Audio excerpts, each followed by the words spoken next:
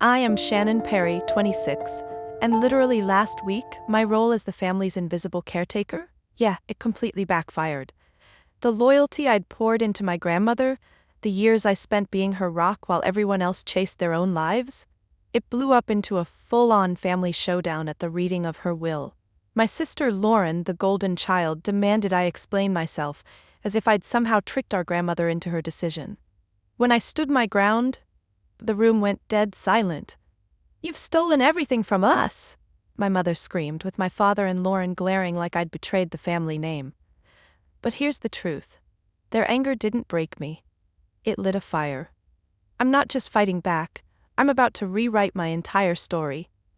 Drop a comment telling me where you're watching from, hit subscribe, and stay with me for the most satisfying stand you'll ever hear. Looking back, it's almost unreal what I did once. That will was read. I stood in the lawyer's office, my hands clasped so tightly my knuckles ached, the air thick with the scent of old leather and polished wood. The room was too warm, or maybe it was just the weight of my family's eyes boring into me. Lauren sat across the table, her perfectly manicured nails tapping a slow, deliberate rhythm on the mahogany, each click a reminder of her confidence, her place as the favored one. My mother, beside her, adjusted her scarf, her lips pressed into a thin line, while my father leaned back, arms crossed, his jaw set like he was already preparing for a fight. I shifted in my chair, the creak of it louder than I'd meant, and caught Lauren's smirk. She thought she had this in the bag: grandmother's estate, the sprawling house on Maple Lane, the savings, the heirlooms. They all did. I'd always been the quiet one, the one who didn't make waves. Growing up, I was the shadow to Lauren's spotlight. She was the one with the trophies, the scholarships, the endless parade of Instagram-worthy moments.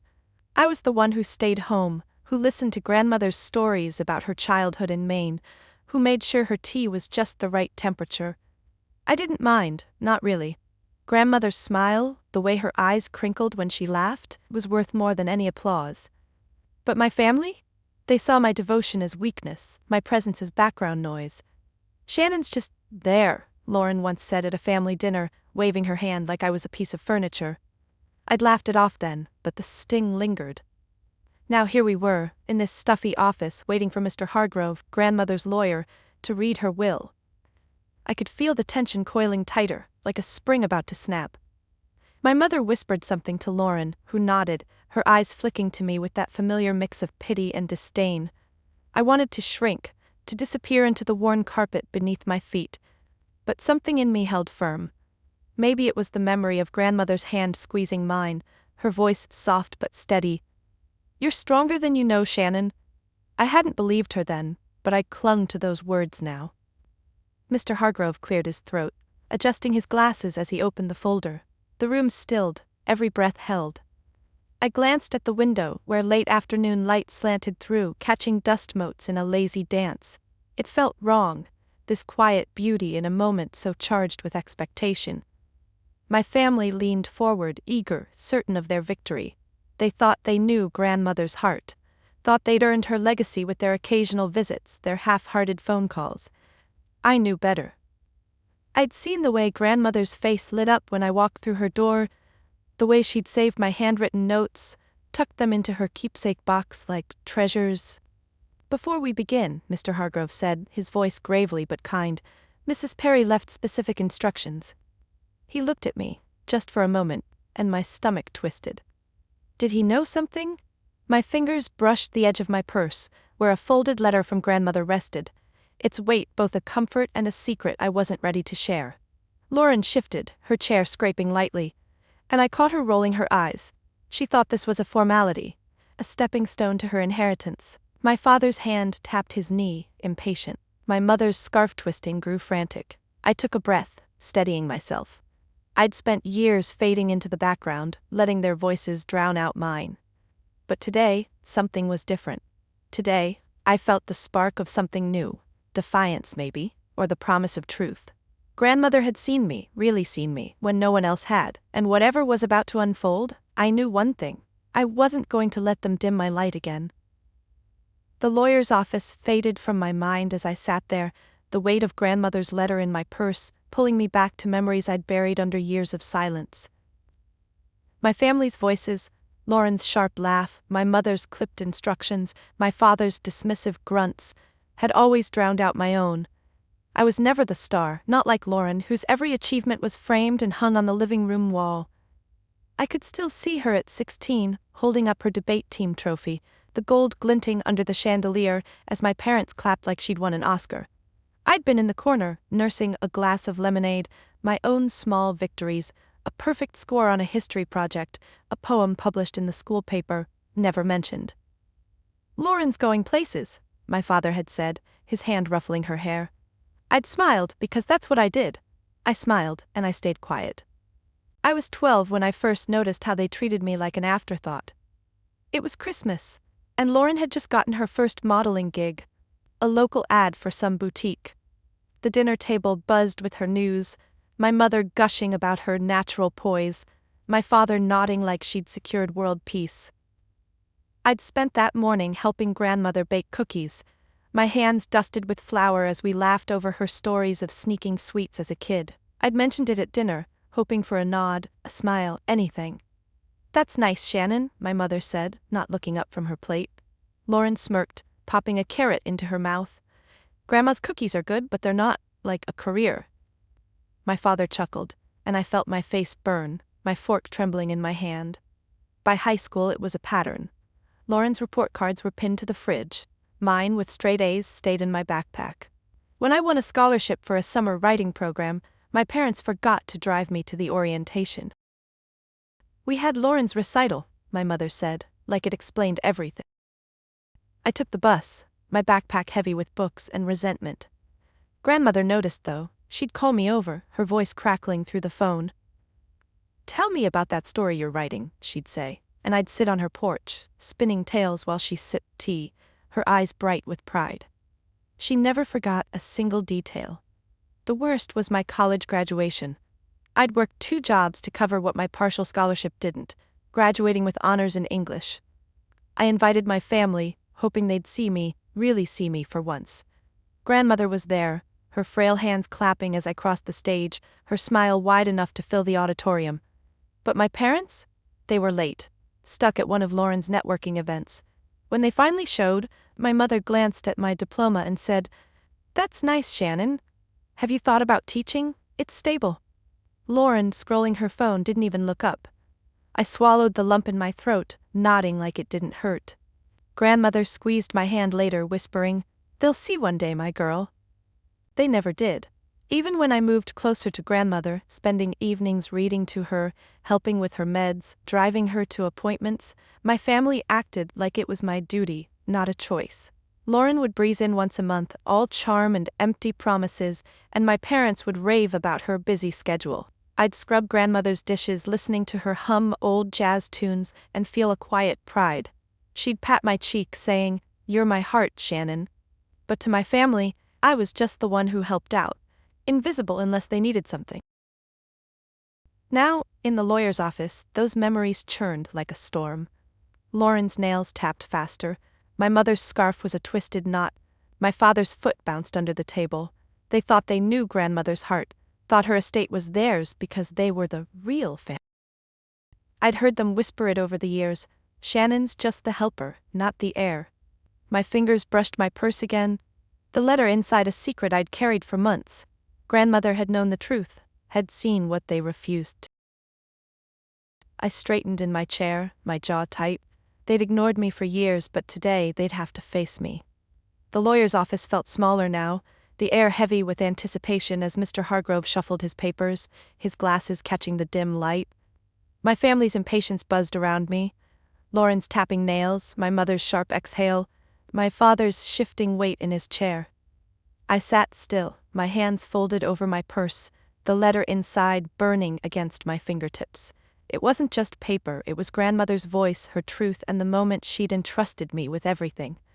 My heart thudded as I remembered that night 6 months ago when she'd called me to her bedside, her eyes sharp despite the frailty of her body. It was late, the kind of quiet where you could hear the creak of the old house settling. I'd been reading to her from Pride and Prejudice, her favorite, when she set her trembling hand on mine. "Shannon," she said, her voice low but steady, "we need to talk." I closed the book, my stomach twisting. She'd been weaker lately, her breath shallower, but her gaze held a fire I hadn't seen in weeks. She reached under her pillow, pulling out a folded envelope, the edges worn from her touch. "This is for you," she said, pressing it into my hands. "When the time comes, you'll know what to do." I'd stared at the envelope, my throat tight. "What is this, grandmother?" I asked, my voice barely above a whisper. She smiled, a small, knowing curve of her lips. "It's my will, my real one," she said. "And a letter. You'll need it when they try to take what's yours." I frowned, confused, but she waved off my questions. "You've been my heart, Shannon. You stayed when they didn't. You loved me when they forgot how." Her words hit me like a wave, warm and heavy, and I blinked back tears. I tried to protest, to say I'd only done what anyone would, but she shook her head. "No, child, you gave me your time, your care. They gave me excuses." That night, alone in my car, I'd opened the envelope. The will was there, handwritten, signed, and notarized, naming me the sole heir to her estate, the house, the savings, the antiques she'd cherished. The letter, though, was what broke me. Page after page, in her looping script, she detailed every moment I'd spent with her. The evenings I'd cooked her favorite chicken pot pie, the mornings I'd driven her to the doctor when Lauren was too busy, the nights I'd sat by her bed, holding her hand through pain.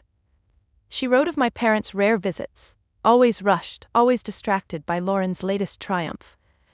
She wrote of Lauren's fleeting appearances, her promises to call that never came. "They love me in their way," she wrote, "but you, Shannon, you loved me in mine." I'd cried then, the letter trembling in my hands under the glow of a street lamp. It wasn't just the inheritance, it was the validation, the proof that someone had seen me. But keeping it secret was agony. Grandmother had warned me. "They'll fight you, Shannon. They'll call it a mistake, say you tricked me. Keep this close until the lawyer reads it." So I did. I tucked the letter away, carried it like a shield, and went on caring for her until her final days. Every time Lauren breezed in, tossing her hair and complaining about her hectic life, I bit my tongue. Every time my mother called to ask if grandmother had mentioned anything about her will, I played dumb. It was a struggle, holding that truth inside, knowing they'd never believe I'd earned it. Now, in the lawyer's office, that moment felt like a lifetime ago. My fingers grazed the purse again, the letter's weight grounding me. Mr. Hargrove cleared his throat, ready to begin. And my family leaned forward, their eyes gleaming with expectation. They thought they knew what was coming. Lauren's name, their reward for being the better family. I swallowed hard, my pulse racing. Grandmother's words echoed in my mind. "You're stronger than you know." For the first time, I believed her. Whatever happened next, I was ready to face it, to let her truth speak louder than their lies. The lawyer's office hummed with tension, the kind that makes your skin prickle, as Mr. Hargrove adjusted his glasses and prepared to read. My family's eagerness was palpable. Lauren's perfect posture, my mother's tight grip on her scarf, my father's fingers drumming a restless beat on his knee. I sat across from them, my purse in my lap, the letter inside it a secret anchor. My hands were clammy, and I pressed them into the fabric of my skirt to keep them still. Today was the day, the moment grandmother's truth would come to light, and I wasn't sure if I was ready. The morning had been a blur, each second leading me closer to this confrontation. And now, as the clock on the wall ticked past 3, I felt the weight of it all pressing down. I'd woken early, the sky still gray, my stomach churning with nerves. The drive to grandmother's house? My house now, I reminded myself, had been quiet, the radio off, my thoughts loud. I'd parked in the driveway, staring at the old Victorian with its wraparound porch, the roses grandmother and I had tended still blooming despite her absence. I'd gone inside, walking through rooms filled with her scent, lavender and old books. In her bedroom, I'd sat on the edge of her bed, running my fingers over the quilt she'd made, its stitches uneven from her shaky hands. "You can do this," I whispered, as if she could hear me.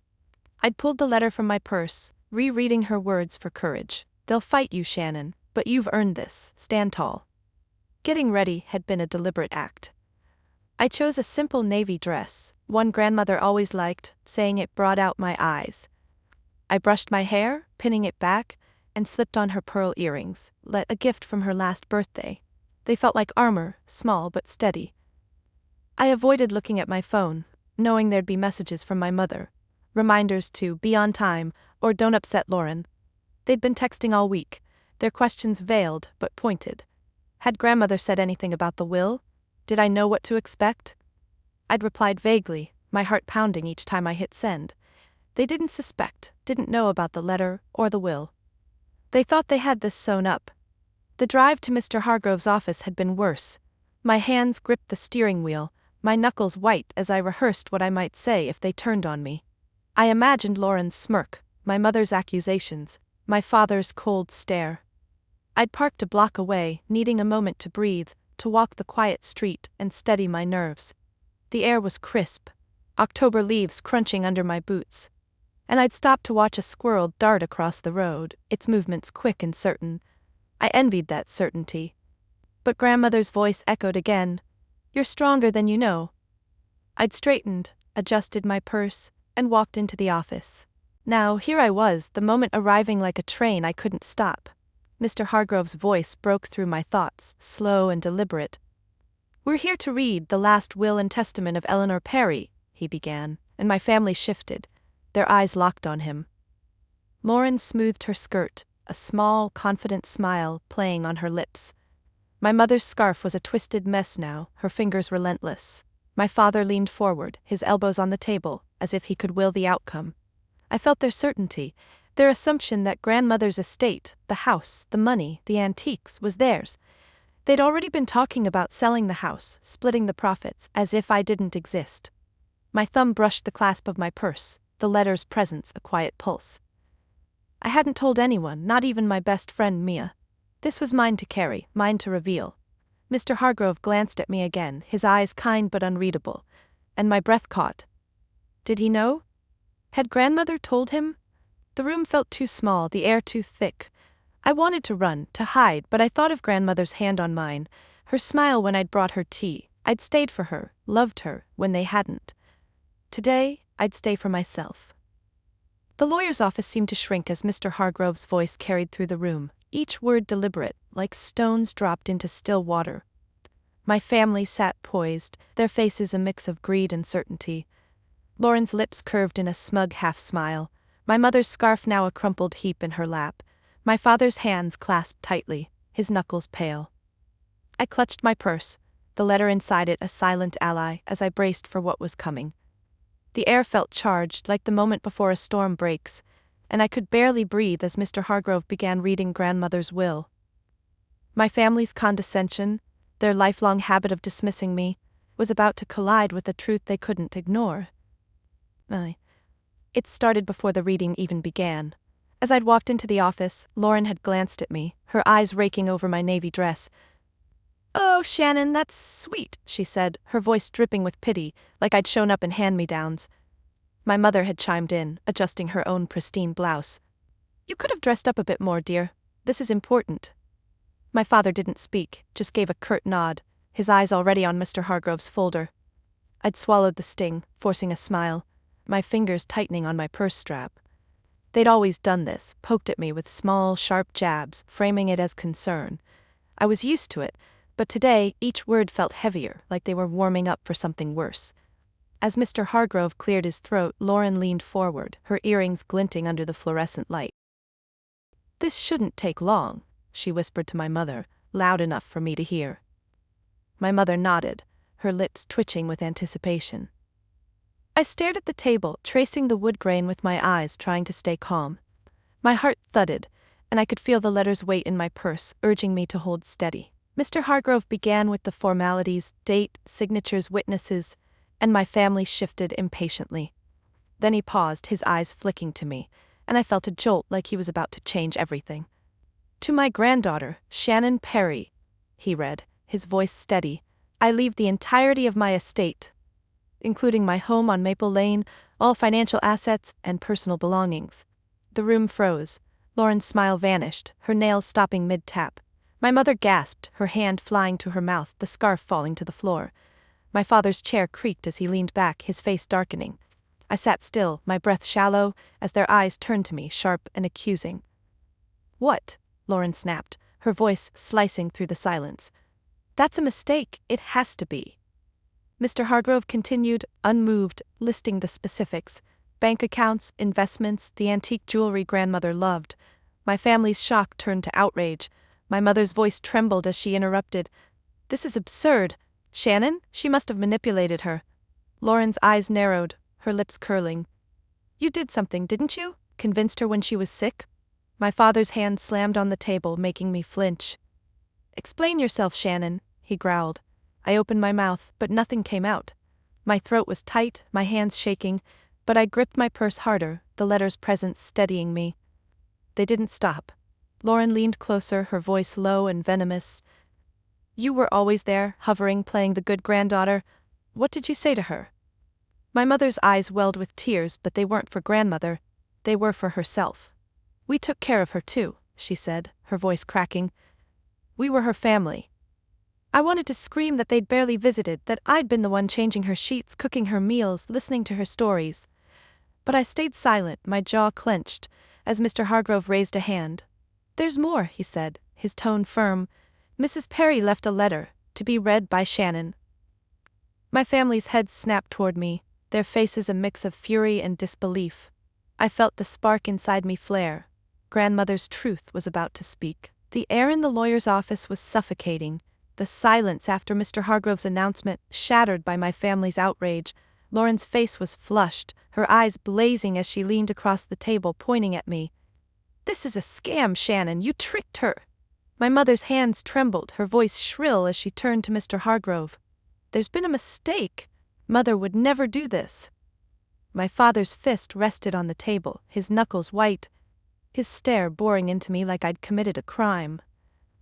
I sat frozen, my purse clutched against my chest, the letter inside it a lifeline. My heart pounded so hard I thought it might burst, but I kept my eyes on Mr. Hargrove, his calm presence the only steady thing in the room.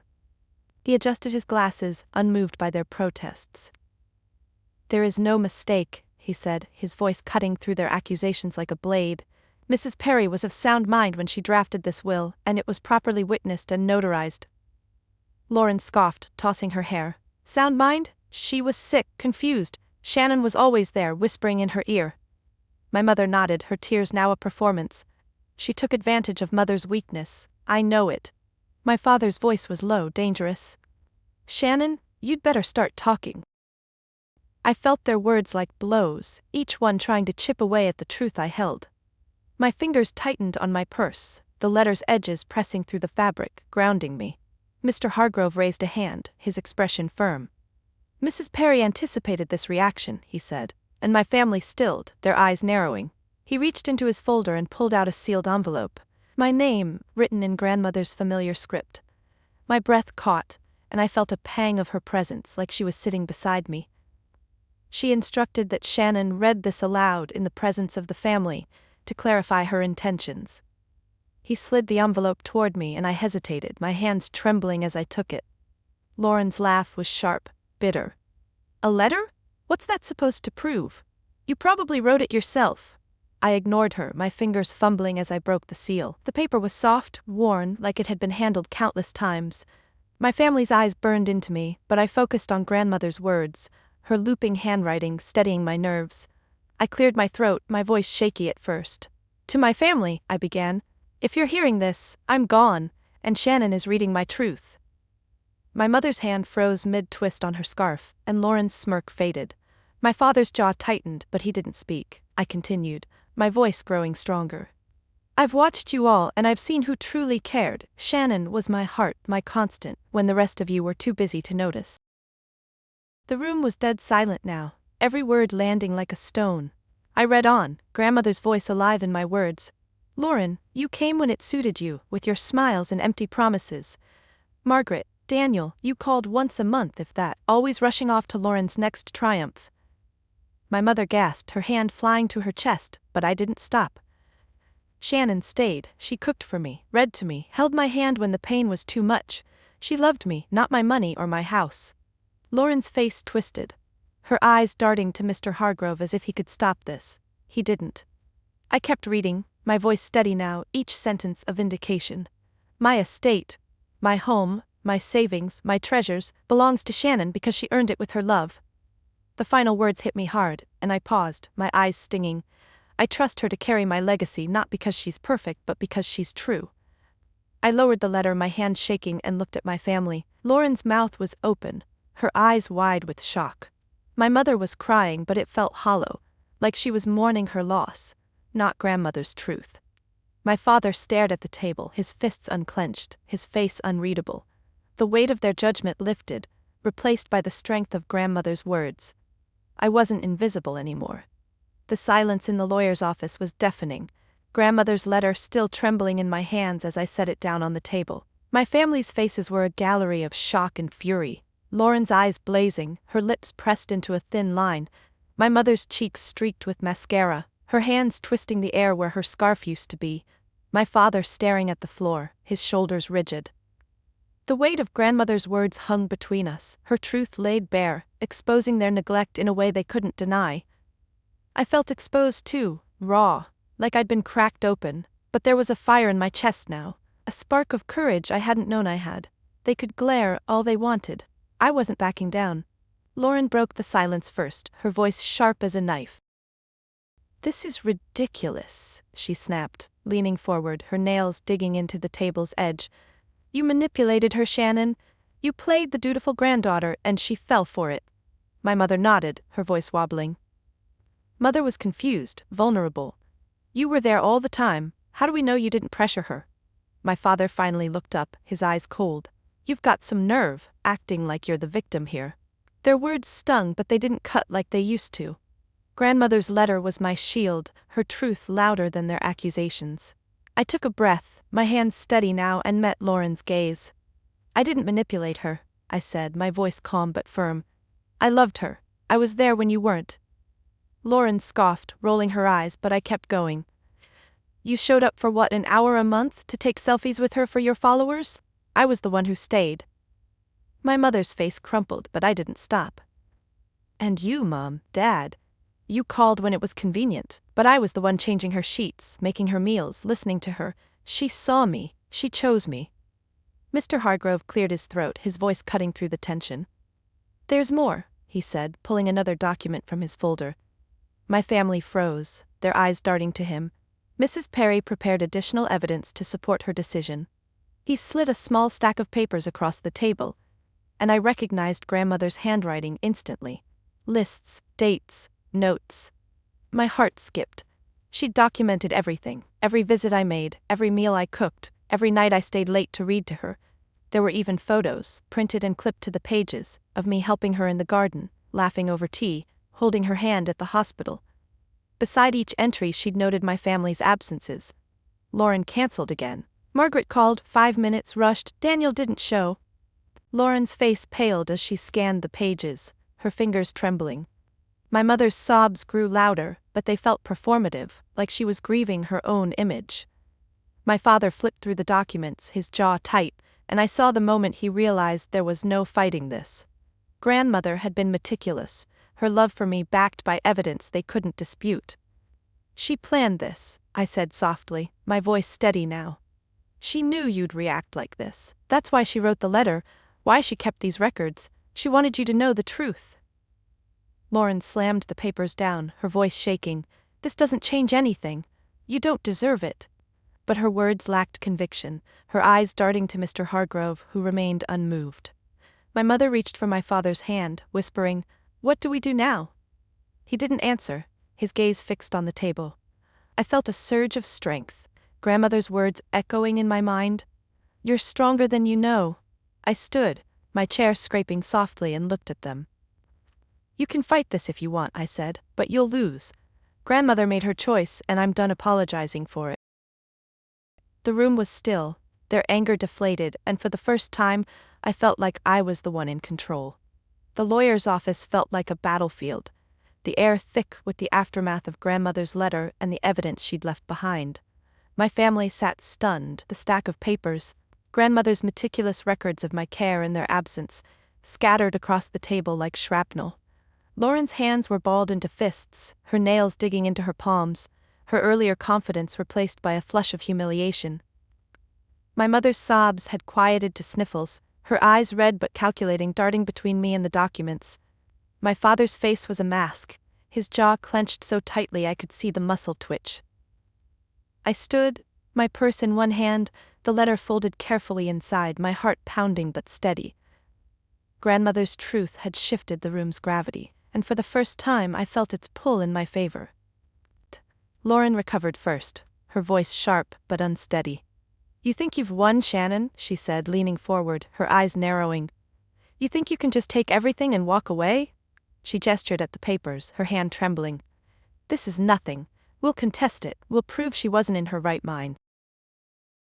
My mother nodded, finding her voice. "We're her real family, Shannon. You can't just erase us." My father's silence was louder than their words, his stare fixed on me, heavy with betrayal. I felt the old urge to shrink, to apologize, but I pushed it down. Grandmother's words were my backbone now. Stand tall. I took a breath, my voice calm but firm. "You can try to contest it," I said, meeting Lauren's gaze. "But you'll lose." She was clear, and she was prepared. I tapped the stack of papers lightly, my fingers steady. "These aren't just notes, they're proof. Dates, times, photos, everything she wanted the world to know about who was there for her." Lauren's lips parted, but no words came. My mother's hand froze mid-reach for a tissue, her eyes wide. I turned to her. "You say you're her real family, Mom, but where were you? When she was sick, when she needed you, where were you?" My father finally spoke, his voice low, gravely. "Watch your tone, Shannon. We're still your parents." The warning in his words was familiar, the same tone he'd used when I was a kid, daring to talk back. But I wasn't a kid anymore. "I'm not disrespecting you," I said, my voice steady. "I'm telling the truth. You were busy with Lauren's career, her events, her life. I was the one with grandmother every day because I loved her, not because I wanted anything." I paused, letting the words sink in. "She saw that. She chose me." Lauren's face twisted, and she stood, her chair scraping harshly. "You're so smug," she spat. "Acting like you're better than us. You're nothing without her money." The words stung, but they didn't break me. I looked at her, really looked at her, and saw the desperation behind her anger. She was losing something she'd assumed was hers, and it terrified her.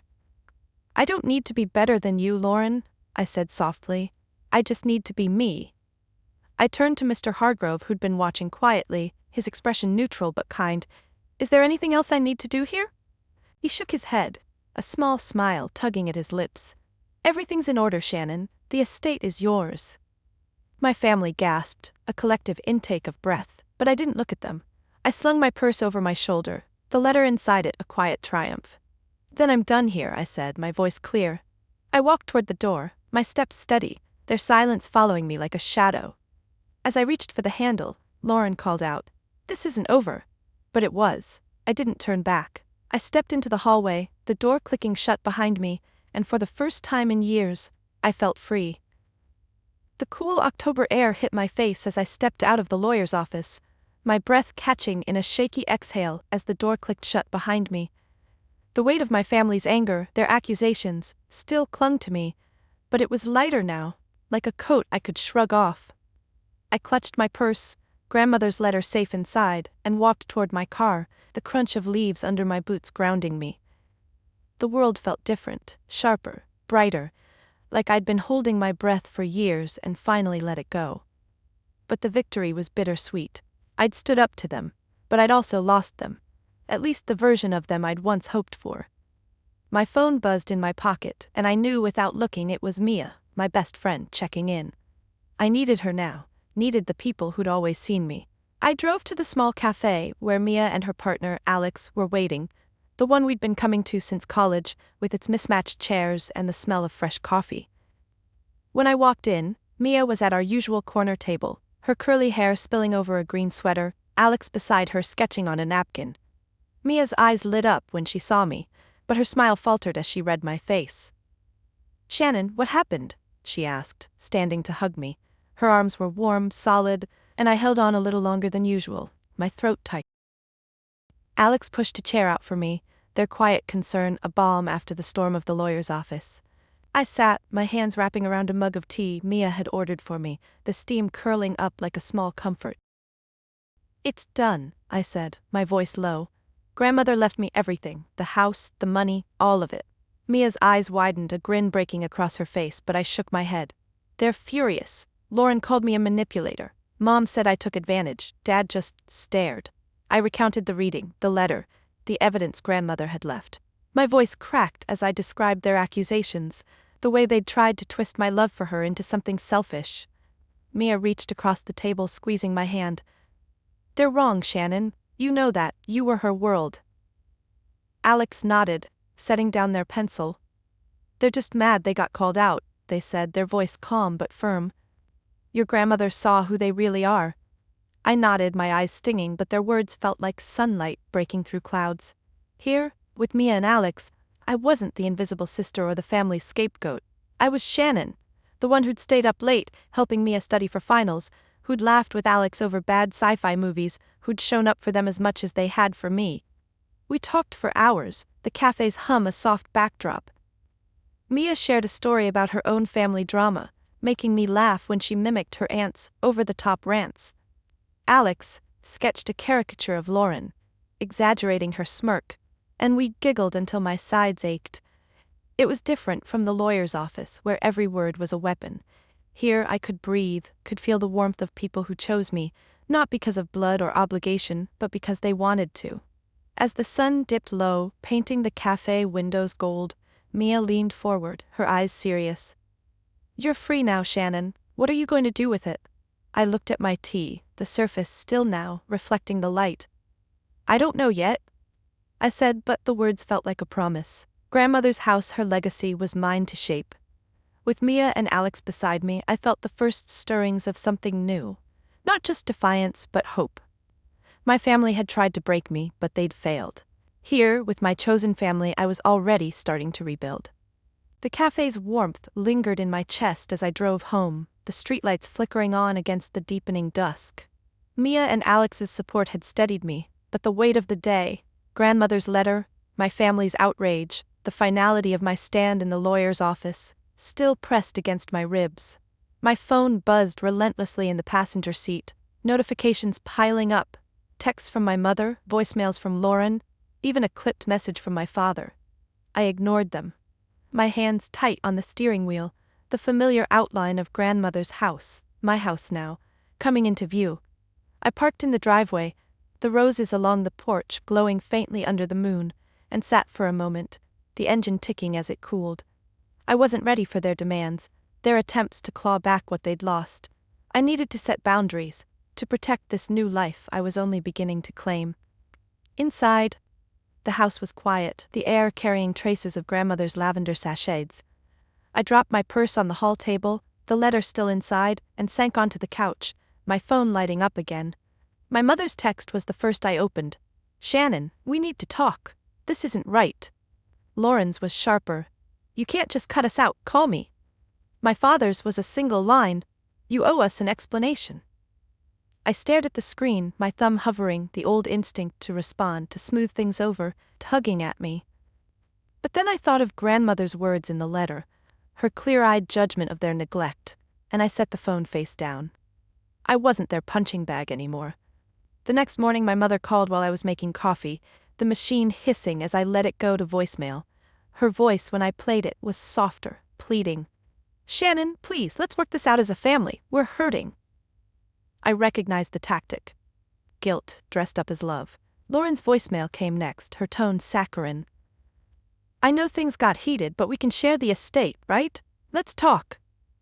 My father didn't call again, but his silence felt like a threat, heavy and looming. I poured my coffee, the mug warm in my hands, and sat at the kitchen table, the same one where grandmother and I had shared countless breakfasts. I needed a plan, a way to hold my ground. I called Mia first, needing her clarity. They're trying to manipulate you, she said, her voice firm over the phone. Don't let them back in unless it's on your terms. She was right. I drafted a single text, my fingers steady as I typed. I'm not discussing the will. Grandmother's decision was final. Please respect that. I sent it to all three, my heart racing as the messages delivered. Lauren replied almost instantly, You're being selfish, we'll see you in court. My mother's response was longer, a mix of tears and accusations, but my father didn't reply. His silence was louder than their words, a reminder of his ability to freeze me out. I spent the day in the house, walking through rooms filled with grandmother's things, her books, her quilts, her collection of porcelain teacups. Each item was a reminder of her trust in me, her belief that I could carry this forward. I made a list, practical and clear. Meet with Mr. Hargrove to secure the estate, change the locks, redirect grandmother's mail. I called a lawyer friend of Mia's who agreed to review any legal challenges my family might try. By evening I felt a quiet resolve. They could push but I wouldn't bend. I texted Mia and Alex, setting boundaries. Thanks for having my back. Mia replied with a heart emoji, Alex with a fist bump. I smiled, the house feeling less empty. As night fell, I stood on the porch, the roses' scent mingling with the cool air. My family's voices still echoed, but they were distant now, drowned out by grandmother's faith and my own growing strength. I wasn't just holding the line, I was building a fortress, one where I decided who entered and who stayed out. The morning sun filtered through the lace curtains of grandmother's house, my house now, casting delicate shadows across the hardwood floor. I stood in the living room, a mug of tea in my hands, the faint scent of lavender still lingering in the air. The past week had been a whirlwind, securing the estate with Mr. Hargrove, changing the locks, ignoring the barrage of texts and calls from my family. Their attempts to guilt or threaten me had faded to a dull hum, like static I could tune out. Today, though, was different. Today, I wasn't just protecting what grandmother had given me, I was starting to shape it into something new, something mine. The house, the estate, her legacy, they were a canvas and I was ready to paint. I walked through the rooms, my footsteps soft on the worn rugs, and stopped at the dining table where grandmother and I had spent countless evenings. I could still see her there, her hands folded around a teacup, her eyes bright as she listened to my stories. She'd always said this house was a place of love, not just a building. I wanted to honor that, to make it a beacon of the care she'd valued. An idea had been brewing since the will reading, sparked by Mia's question at the cafe, "What are you going to do with it?" I set my mug down, pulled out a notebook, and started writing. The house was big, too big for just me. What if it became something more, a community space, a haven for people like me who'd felt unseen? I spent the morning sketching plans. The upstairs bedrooms could be workshops for local artists, the kind of people grandmother had always supported, with her quiet donations. The garden, her pride and joy, could host weekly gatherings, maybe book clubs or gardening classes for kids. The savings she'd left could fund scholarships, small grants for people chasing dreams no one else believed in. I thought of my own overlooked years, the poems I'd written that never left my notebook, the scholarship I'd earned that my parents barely acknowledged. This house could be a place where others were seen, valued, celebrated. By noon I was on the phone with Mia, my ideas spilling out. "You're turning it into a legacy," she said, her voice warm with pride. "Your grandmother would love this." I smiled, my pen tapping the notebook. "I hope so, it feels right." Alex joined the call, suggesting I reach out to a local nonprofit they knew, one that supported young creatives. "You could name it after her," they said. "The Eleanor Perry House." The name hit me like a warm wave, and I scribbled it down, my eyes stinging. It was perfect, her name, her spirit, carried forward not by my family's greed but by my love. I spent the afternoon meeting with the nonprofit's director, a kind woman named Clara, who listened intently as I shared my vision. We sat in the garden, the roses blooming bright, and she nodded, her notepad filling with ideas. "This could change lives, Shannon," she said, her eyes crinkling like grandmother's used to. We talked logistics, permits, funding, timelines, but it was the purpose that drove me. I wasn't just reclaiming the house. I was redefining what the Perry name could mean.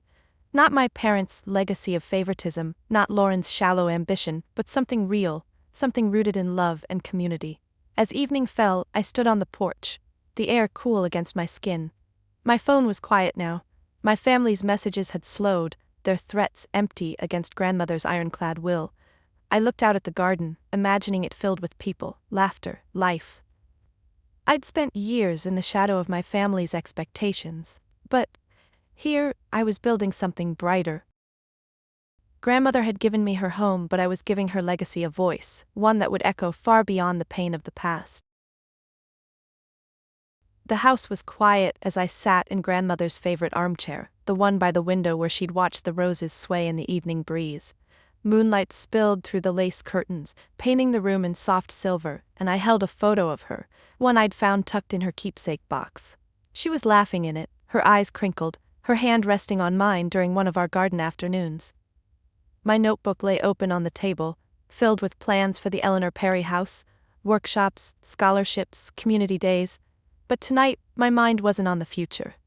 It was on me, on the journey from the girl who'd faded into the background to the woman sitting here, claiming her worth. The weight of the will reading, my family's anger, their silence now, it all felt distant, like a storm that had passed. I leaned back, the chair creaking softly, and let my thoughts drift. For years I'd measured myself against their expectations, Lauren's shine, my parents' approval, the role of the quiet, dutiful daughter. I'd thought love meant staying small, making space for them to shine. But grandmother had seen something else, something I hadn't dared to see in myself. Her letter, her choice to leave me everything, wasn't just about the house or the money. It was her way of saying, "You are enough." I traced the edge of the photo, my thumb brushing her smile, and felt a tear slip down my cheek. Not sadness, but relief, a deep, bone-level peace that came from knowing I didn't need their validation anymore. I thought of the lawyer's office, the way their accusations had tried to claw me back into that old role. Lauren's venom, my mother's tears, my father's cold stare. They'd wanted me to bend, to apologize for being chosen. But I hadn't. I'd stood tall, grandmother's words my armor, and walked away. That moment had changed me, not because I'd won, but because I'd claimed myself. The house, the plans, the legacy I was building, they were extensions of that truth. But the real victory was here, in this quiet moment, where I knew my worth wasn't tied to their love or their anger. I set the photo down and walked to the window, the roses glowing faintly under the moon. I thought of Mia and Alex, their laughter in the cafe, their unwavering belief in me. I thought of Clara, the nonprofit director, her excitement about the Eleanor Perry house. They were my family now, not by blood but by choice, by love that didn't demand I shrink. My phone sat silent on the table, no more texts from Lauren, no more pleas from my mother. Their absence didn't hurt like I'd thought it would. Instead, it felt like space, room to grow into the person grandmother always knew I could be. I closed my eyes, the night air cool against my skin, and let myself feel it. Peace. Not the kind that comes from winning a fight, but the kind that comes from knowing you're enough, just as you are. Grandmother had given me her home, her trust, but this quiet, steady certainty was mine. I'd spent years chasing their approval, but now, standing in her house, I was home in myself. Have you ever felt unseen, like your heart poured into something only to have it overlooked? That's where I was, but I found my way out, and I want to hear your story. Drop it in the comments. Let's share the moments that made us stronger. If my journey resonated with you, please like, subscribe, and share it with someone who needs to hear that it's okay to define success on their own terms. You don't need to wait for permission to shine. Your worth? It's already there, waiting for you to claim it. Keep showing up, keep loving, keep being you. You've got this.